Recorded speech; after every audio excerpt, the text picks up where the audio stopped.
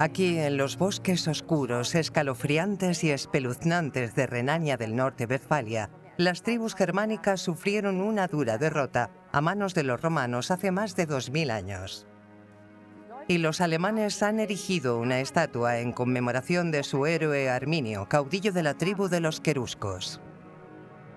Era la estatua más grande de su época y se construyó en el siglo XIX en la tierra de una noble dinastía, los condes, príncipes y señores de Lippe.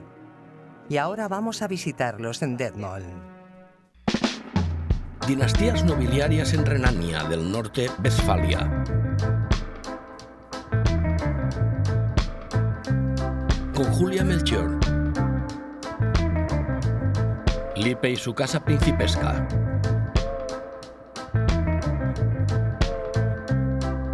Una película de Sebastián Degnart.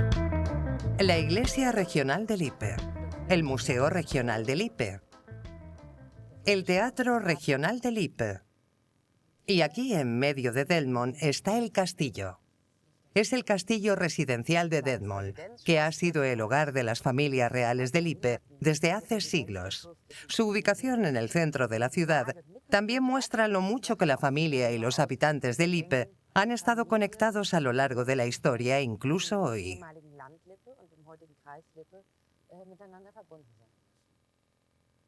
800 años de una familia y un país. Y así llegó a Lippe el jefe actual de la casa, el príncipe Esteban, un abogado con su propio bufete. En menudo lío nos hemos metido. Buenos días. Buenos días. Me alegro de verlo. ¿Y yo? Le he traído algo. Sí, ya lo veo. Bueno, le he traído algo más aparte de todas estas cámaras. ¿Vamos al coche? Por favor. Nuestro regalo.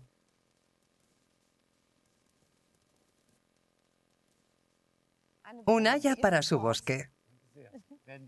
Muchas gracias. El bosque juega un papel especial en la vida del príncipe Esteban de Lippe, pero ya hablaremos de eso. Nos interesa explorar la relación entre la familia principesca y el estado de Lippe, y también Arminio, que se ha convertido en una especie de símbolo. En la sala de sus antepasados puedo ver que el nombre de muchos de sus ancestros era alguna variación del germánico Hermann. Su padre se llama Arminio, que también es una variación. ¿Existe alguna tradición querusca para heredar los nombres? Bueno, Bernat y Hermann son antiguos nombres sajones, y los sajones son los sucesores de las tribus locales que existieron en la época de Jesucristo.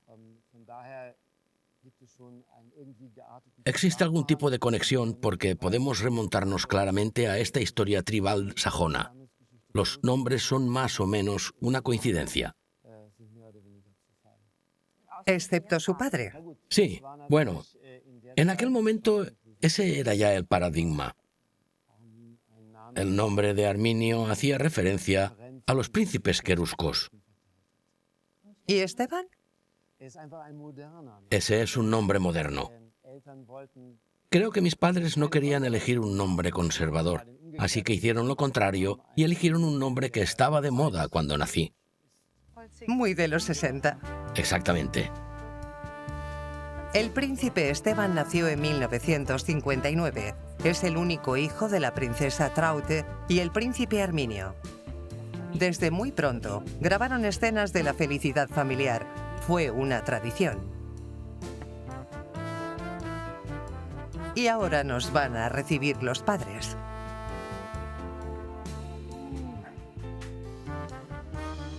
Traute, princesa de Lippe, y Arminio, príncipe de Lippe, que viven en una zona privada del castillo de Detmold, construido en el siglo XVI.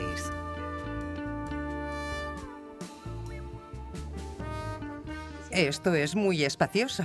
Hoy he aprendido que todo es siempre un sistema de 4 alas. Está construido en el estilo arquitectónico del llamado Renacimiento del Weser, y es un castillo increíblemente grande, no solo si lo miramos desde arriba. ¿Cómo se comunican dentro de la casa? ¿Se llaman por teléfono? Bueno, ¿para qué tenemos si no móviles? Sí, Pero supongo que todo el mundo se imaginará que aquí hay mucha gente trabajando y realmente no hay muchos empleados. No, sobre todo tenemos algunas mujeres que solo vienen por las mañanas y que ya se han ido a esta hora. Por eso le tengo que servir yo el té si quiere uno. Sí, por favor. La familia está casi todo el tiempo cuidando el castillo. No reciben ningún subsidio, así que todos participan en el mantenimiento, aunque estén técnicamente jubilados. si el conserje viviera con nosotros, no nos daríamos cuenta de muchas cosas. Toda la familia, especialmente la princesa, pasean mucho por la casa y lo ve todo. Se da cuenta de si algo está roto, si la ventana está abierta, si se han dejado la luz encendida. Lo ve todo. Es la tarea de toda una vida. Si la familia no viviera aquí, necesitaríamos al menos 1 o 2 conserjes. Una gran parte del castillo lleva muchos años abierta al público. Aproximadamente 30.000 visitantes al año aprovechan la oportunidad de visitar el castillo de Delmont. Ningún miembro de la familia teme toparse con los visitantes. Es adorable que los niños puedan conocerlos en estas visitas, ¿no cree? Claro, nos encanta. A veces, cuando un colegio de Lippe viene de visita, mientras los niños esperan fuera, alguien nos reconoce y empiezan a saludarnos. Y nosotros también saludamos. ¿Saben los niños cómo comportarse con ustedes aquí en Detmold o al menos en Lippe? ¿Saben cuáles son las costumbres? Me dicen princesa y eso es todo. Por suerte, los niños son muy imparciales y son adorables, así que me encanta que vengan. Según la tradición, no tendrían que ser la princesa y el príncipe Arminio, sino los Fürst del Lippe, ¿verdad? Sí, Pero en su familia ya no se les conoce así.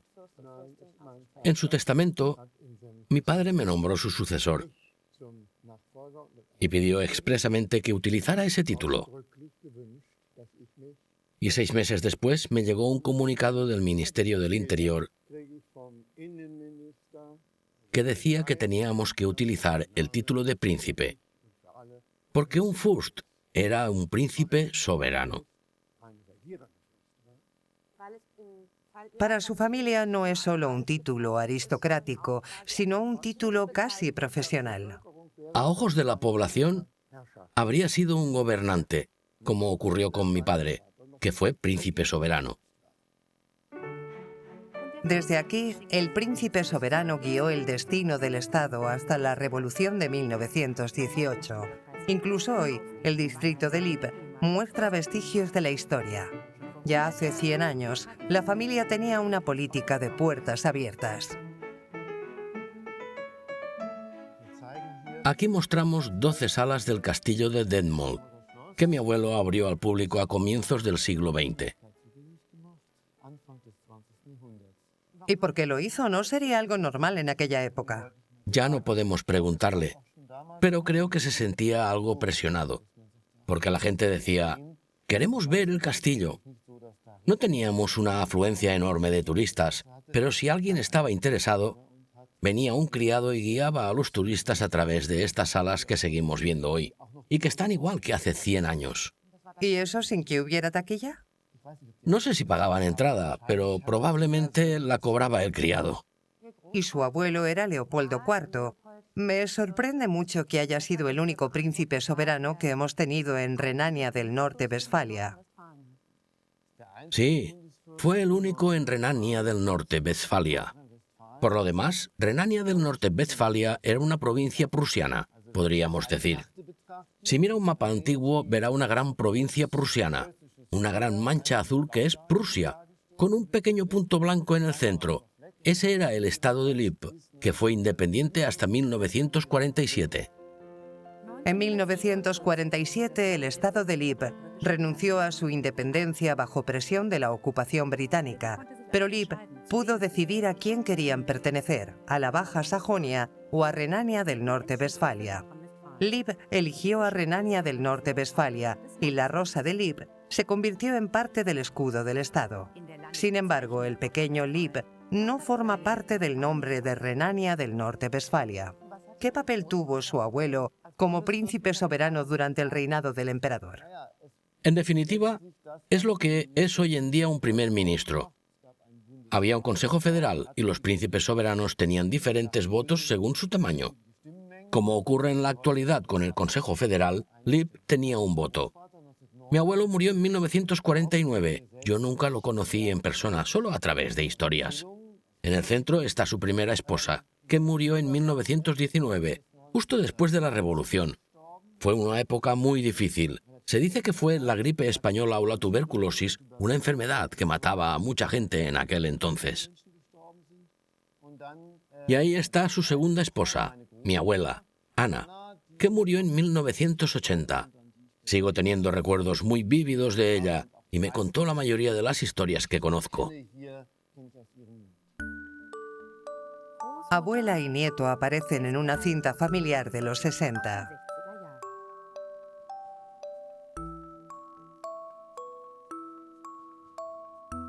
Son tesoros cinematográficos, pero el príncipe de Lib tiene tesoros más antiguos. Mi abuelo era fotógrafo. Y también rodó películas y ganó premios como fotógrafo. Por supuesto, hoy en día eso no sería algo especial. Pero en los primeros 20 años del siglo XX, cuando la fotografía seguía en pañales, eso era algo extraordinario. El príncipe Leopoldo documentó su propia coronación en 1905, pero también se atrevió con la producción. También dirigía y creó pequeñas escenas de comedia física con su familia. Creo que esa fue una gran afición y pasión.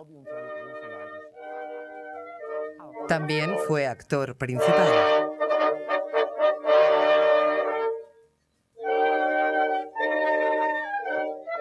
Toda la familia tenía que participar. En privado, parecían campechanos.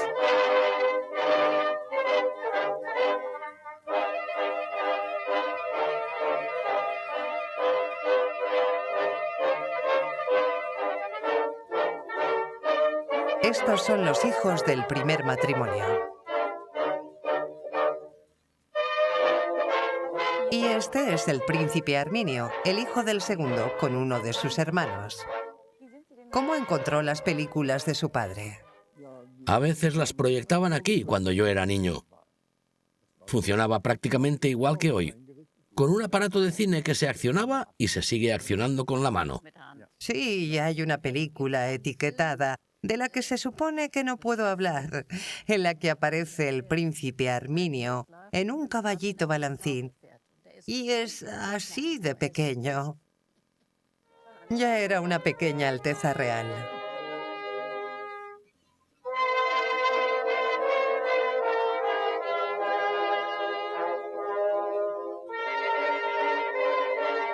Sí, era una vida familiar muy armoniosa. Mi padre a veces leía libros en voz alta. En realidad, era una persona con mucho humor, aunque no siempre lo mostraba en el ámbito oficial.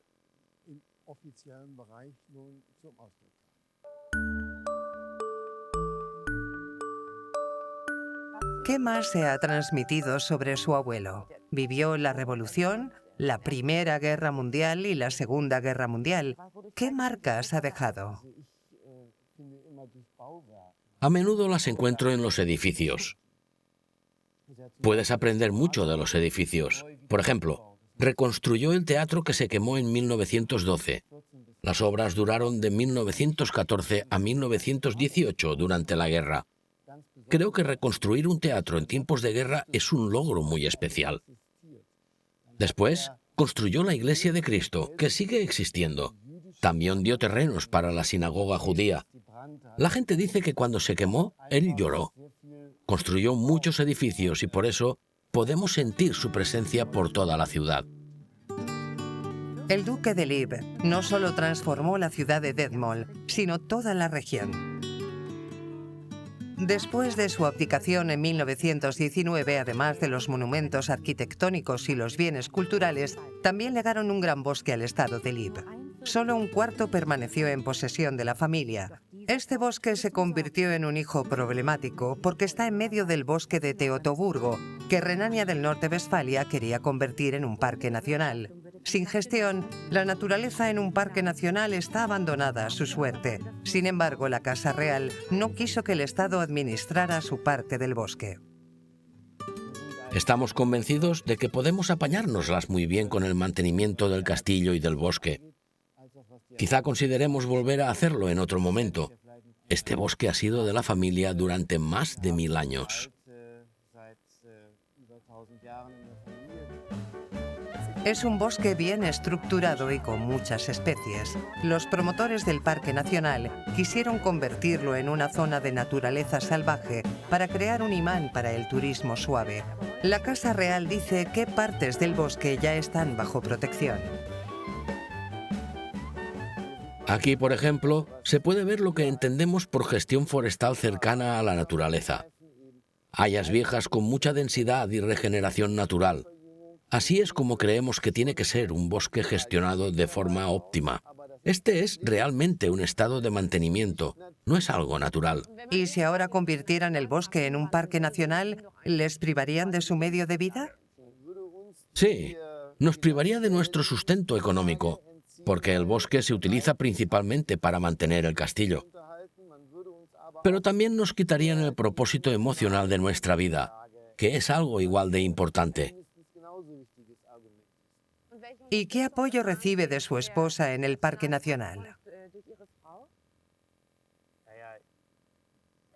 Principalmente, apoyo emocional. Es mi interlocutora, mi compañera de debate, con la que hablo sobre todo lo que pasa y todo lo que hacemos para ver si tiene sentido. Si es bueno o malo, si debo hacerlo o no.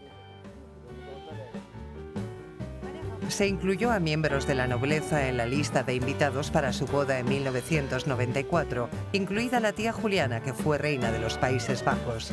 La novia es la condesa María de Solms-Laubach de Hesse.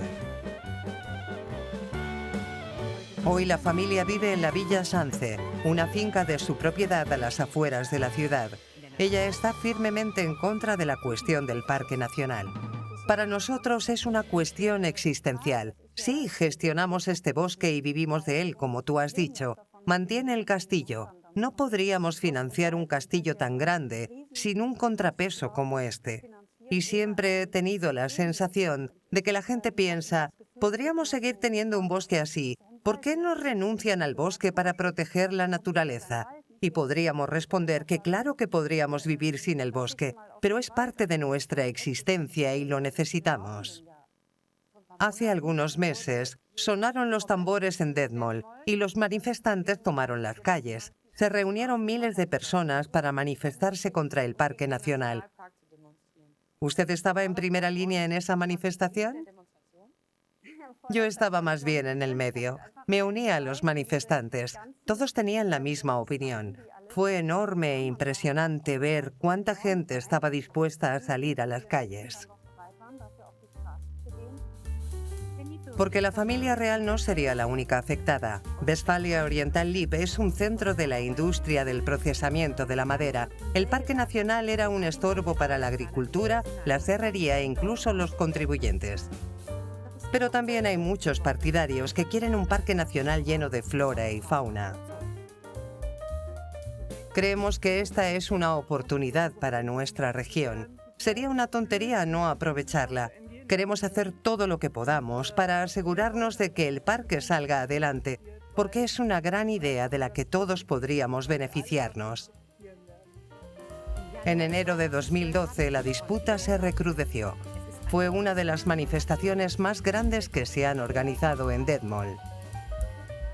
Encargué que me hicieran un cartel y los niños hicieron sus propios carteles. Fuimos a manifestarnos por toda la ciudad con ellos. ¿Qué ponía en su cartel? Solo tenía una foto. ¿Y en la de los niños? Ellos simplemente escribieron: el Parque Nacional es estúpido. Al final, la región quedó dividida. El príncipe de Lib rechazó el intercambio de su bosque y los derechos especiales. La Asociación Regional de Lib, la más grande de Teutoburgo, no pudo llegar a un acuerdo con el estado de Renania del Norte-Westfalia por motivos legales y económicos. Los municipios implicados se retiraron. Se nombró a un mediador en vano. En diciembre de 2012, los planes del Parque Nacional del Bosque de Otoburgo se enterraron.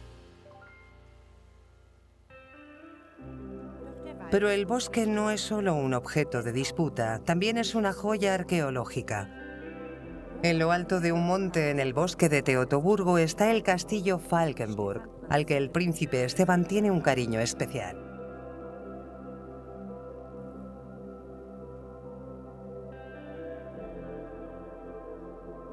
El Falkenburg es nuestro castillo ancestral. Lo construyó Bernardo II en 1195. Podemos decir que es la piedra angular de la soberanía en Lib y, por lo tanto, la piedra angular y los cimientos de nuestra familia. La cuna de la familia. Exactamente. Este castillo es una obra maestra de la ingeniería de la fortificación. Nunca nadie lo ha conquistado. En algún momento les dejó de parecer cómodo y se marcharon. Se derrumbó y ahora nuestro trabajo es visibilizarlo y explorar la historia. Esto es algo que me toca muy de cerca. ¿Y algún día será como el Machu Picchu en Perú, donde puedes pasear por una antigua ciudad inca? ¿Podrá la gente pasear por este castillo? Espero que sí. Las obras en el Falkenburg empezaron hace 8 años. Con fondos del Estado federal, la Asociación Regional de Westfalia-Lib y el apoyo del dueño, los arqueólogos, excavadores, técnicos y restauradores han trabajado para reparar el castillo medieval. En el proceso se han hecho algunos descubrimientos asombrosos.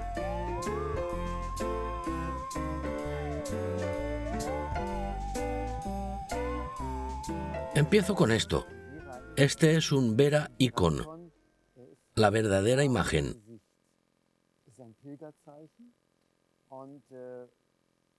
Es un símbolo de peregrinaje y seguramente conocerá el sudario de Turín, que reapareció en Roma a mediados del siglo XIV, en 1350. Los nobles de Lib peregrinaban a Roma para ver el sudario.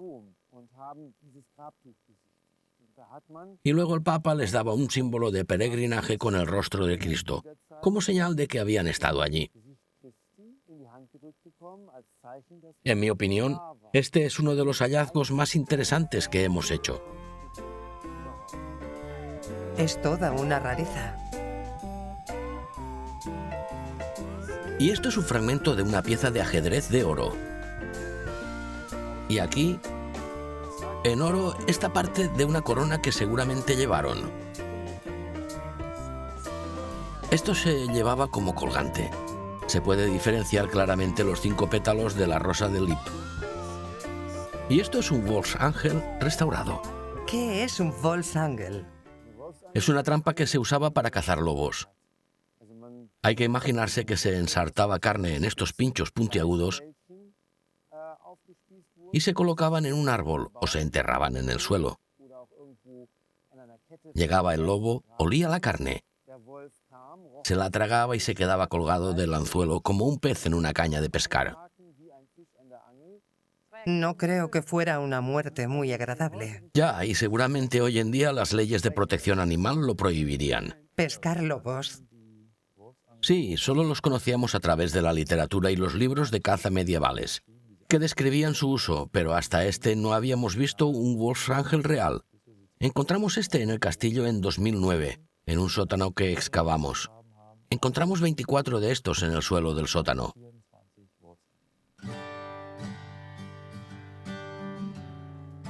Ahí es donde se sienta el señor del castillo. ¿Me puede explicar por qué se supone que esto eran las mazmorras o la despensa? Eran las dos cosas. ¿Pero no robarían los suministros? No. Había un cerrojo en la puerta para que no se pudiera abrir. Y aquí podemos ver que irían 2 barras pesadas de masonería.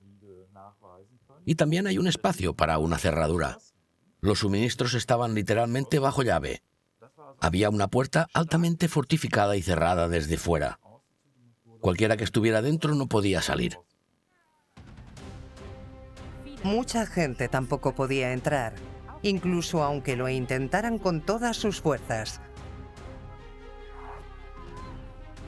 El castillo fue asediado 2 veces en el siglo XV sin éxito. ¿Hacía falta tener muros tan anchos? Sí. ¿Es una zona sísmica? No, pero si atacaran un castillo como este con catapultas, podían disparar con precisión milimétrica y destruir unos muros más delgados. ¿Quiénes eran los enemigos de los gobernantes de Lib en esa época? El enemigo de guerra era el duque de Brunswick-Luneburgo. ¿Los antepasados de Ernesto Augusto de Hannover? Sí, esos. En el siglo XVI, la familia se mudó a Detmold, al castillo residencial más grande y cómodo. ¿Cómo aprendió realmente la historia de su casa? Fue algo gradual, casi como un juego. Solía complementar mi sueldo de vacaciones haciendo visitas guiadas al castillo. Así que me enorgullece decir que conozco al menos lo más básico de la historia. Cuéntanosla. Todo comenzó con Bernardo VII, apodado el Belicoso. Simón Enrique vivió en la época del Gran Elector. Se parece un poco a eso. También estuvo aquí el zar Pedro el Grande y organizaron una jornada de tiro libre. El zar le dijo a Federico Adolfo: «Señor, es demasiado grande para su país». También hay que preguntarse si Lippe estaba casi en la quiebra. Tenía el síndrome de Grecia, además de la caja de ahorros más antigua de Alemania. Simón Augusto también fundó una de las compañías de seguros contra incendios más antiguas de Alemania. La compañía de seguros contra incendios de Lippe sigue existiendo hoy en día. Pero la regente más famosa sería la princesa Paulina, que fue a París e impresionó tanto a Napoleón que dejó que Lippe siguiera siendo independiente. Así que la princesa Paulina fue excepcional por mostrar tanta habilidad estadista para una mujer en esa posición. Podríamos decir que fue un ejemplo temprano de emancipación. Cuando los hombres están lejos y las mujeres trabajan, hoy tenemos el mismo problema. ¿Qué pasa con los niños? La princesa Paulina se dio cuenta de esto y fundó la primera guardería en Detmold, la primera de Alemania. Todos sus antepasados eran atractivos. Este es mi bisabuelo. El padre de Leopoldo. ¡Qué guapo! Sí.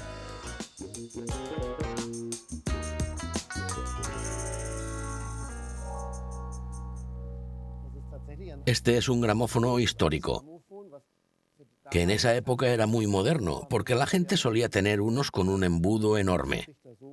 Este embudo baja con un diseño más moderno y el sonido sale por aquí. Es un verdadero sistema casero, que procede del Berlín de la Primera Guerra Mundial. Así que había que levantar esto, accionar la manivela, todo de forma manual. Y ya funciona la banda mecánica.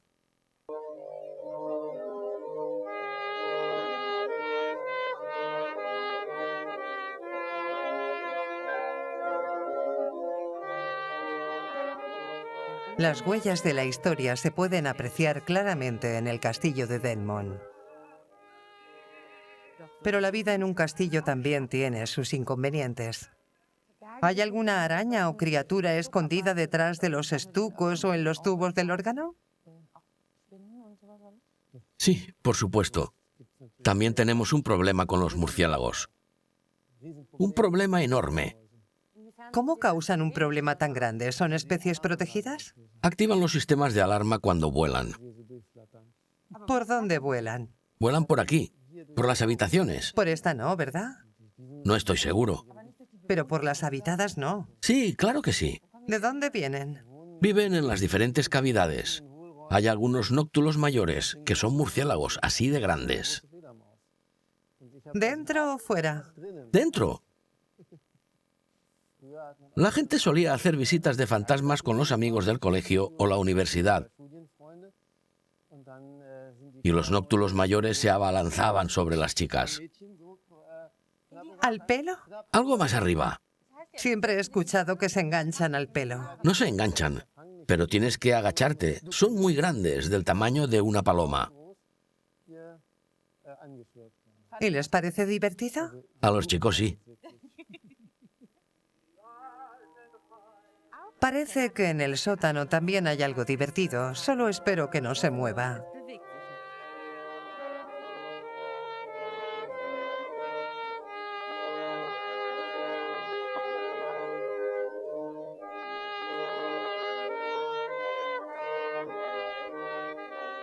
¿Puedo quitar el polvo? Me da miedo, seguro que tiene tanto valor como la botella. 1748 Rudelsheim. ¿Es un vino blanco? Sí, un Riesling.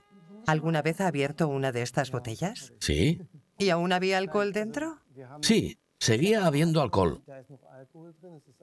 Pero yo diría que sabe un poco como un viejo Jerez. Cuando lo abres, te golpea el aroma de 1748, pero desaparece rápidamente. Es un aroma a vino muy floral. Y lo que queda es como un vino de Oporto. El viejo Federico probablemente bebía este vino. Eso es algo muy especial. ¿Le gustaría llevarse un vino de recuerdo? Me encantaría. No me atrevía a preguntar. Maravilloso. 2005. Sí, más moderno. Me ha dado mucho miedo lo que me ha contado de los murciélagos. A ver, ¿no habrá algún antepasado suyo? Ah, son periódicos. Mucho más emocionante que un antepasado. Tenemos aquí periódicos antiguos. Si le soy sincera, no soy tan valiente como usted para meter la mano ahí. ¿Le da miedo encontrarse un murciélago? ¡Qué bonito! Y ahí tiene una rosa de lip. Aquí dice, el periódico más antiguo y extendido en el Estado Libre y los distritos vecinos. También es la primera vez que lo veo. Es del 19 de octubre de 1919, el periódico regional de Lip. Esto es de cuando su abuelo acababa de abdicar. Probablemente se utilizaron para envolver los vinos. Pues sí, es muy posible. Aquí está. Era la indemnización de su abuelo. Quizá haya documentos que guardó su abuelo por la agitación que surgió tras la abdicación. Yo creo que guardaba aquí vino para ahogar las penas. Tengo todos sus diarios de después de su abdicación. He encontrado entradas del 6 de diciembre, el día en que el batallón de Lip llegó a su cuartel y el gobierno revolucionario, el nuevo, quiso capturarlo inmediatamente.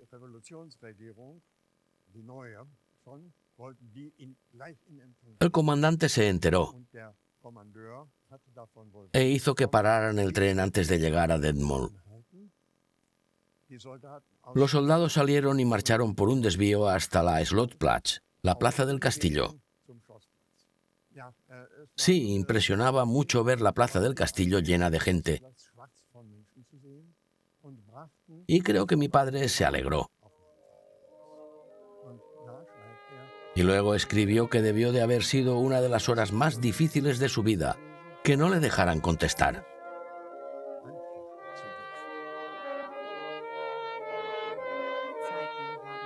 Los tiempos han cambiado.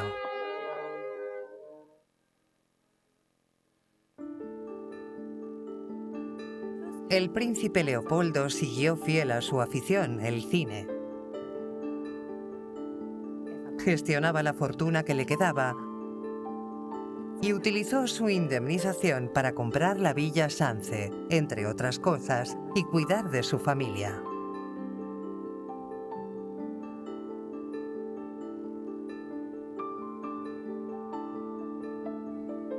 Pero los dos hijos de su primer matrimonio le causaron disgustos porque simpatizaban con el nacionalsocialismo.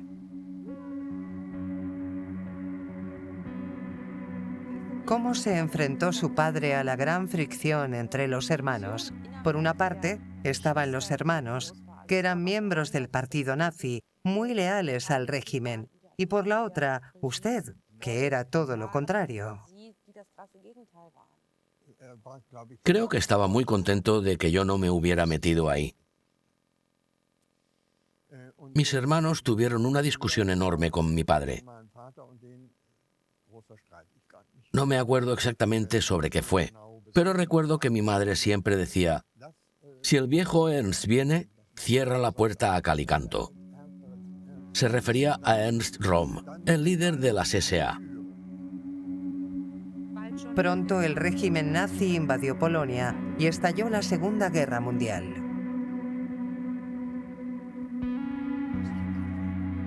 Para mí fue un desastre.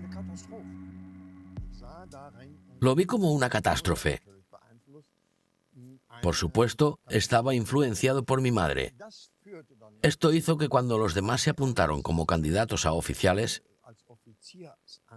yo ni me lo planteé. No quería convertirme en oficial de Hitler. Pero no pudo escapar por completo del servicio militar. El príncipe Arminio se alistó en las fuerzas aéreas como soldado raso. Después de la guerra, el príncipe Leopoldo se enfrentó a las consecuencias. El castillo, la fortuna, el bosque. Quería dirigir su patrimonio de otra manera. Las opiniones políticas de sus hermanos hicieron que su padre cambiara su testamento. Sí. Escribió una nota explicando que había cambiado su testamento y el motivo. Ignorando la tradición, el príncipe Leopoldo nombró heredero a su hijo menor, el príncipe Arminio. El príncipe Leopoldo murió en 1949. Su padre murió. Usted tenía 20 y pocos años y de repente se convirtió en el responsable de la casa, la propiedad y la familia. ¿Cómo fue eso para usted? La verdad es que fue una conmoción tremenda. ¿Se sentía preparado? No, mi padre nunca me había hablado de eso. Yo quería acabar de estudiar. Estudiaba biología. En la universidad conoció a otra estudiante, Traute Becker. Era una mujer de clase media, pero eso no fue un impedimento para el príncipe Arminio de Lip.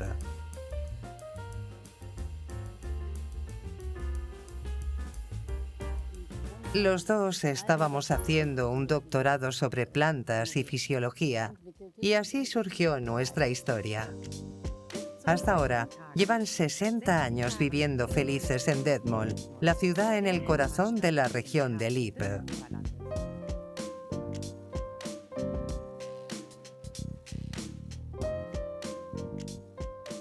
Es algo muy especial.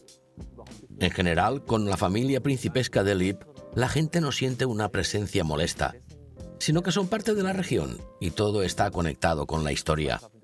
La casa principesca sigue gozando de mucha simpatía entre la población. La familia principesca está muy comprometida y sobre todo aman el teatro. Son defensores del teatro y miembros de la Asociación de Teatro. La familia tiene un gran compromiso y también se identifican mucho con el teatro regional.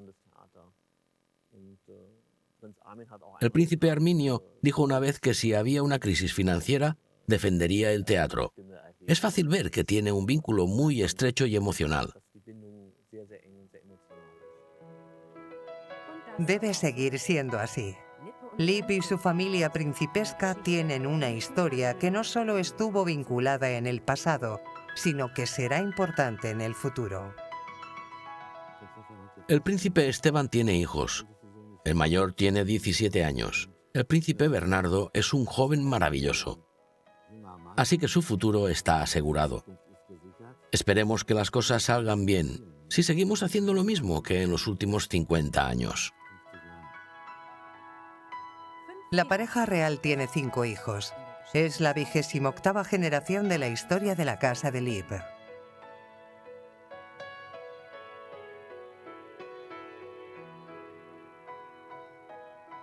Creo y espero que los niños se adapten a sus tareas de manera natural. Ya saben lo que les espera, pero no hablamos constantemente de ello.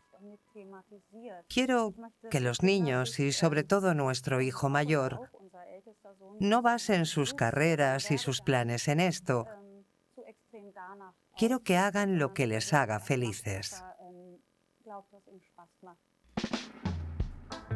Muy cerca de la Villa Schanze está el Museo al Aire Libre de la Asociación Regional de Westfalia-Lippe, un destino de excursiones muy popular. Esta es la conductora de la carroza, Margret Fürth. Buenos días. El museo al aire libre más grande de Alemania ofrece una gran variedad de experiencias durante todo el año. Hay más de 90 hectáreas de edificios históricos, jardines y campos. Hay muchos animales, como gansos, cerdos e incluso burros. ¿Viene muy a menudo aquí con los niños? Sí, bastante. Hoy, por ejemplo, nuestra hija está aquí de excursión escolar, pero también venimos mucho de manera privada. ¿Está su hija con esos niños? Puede ser.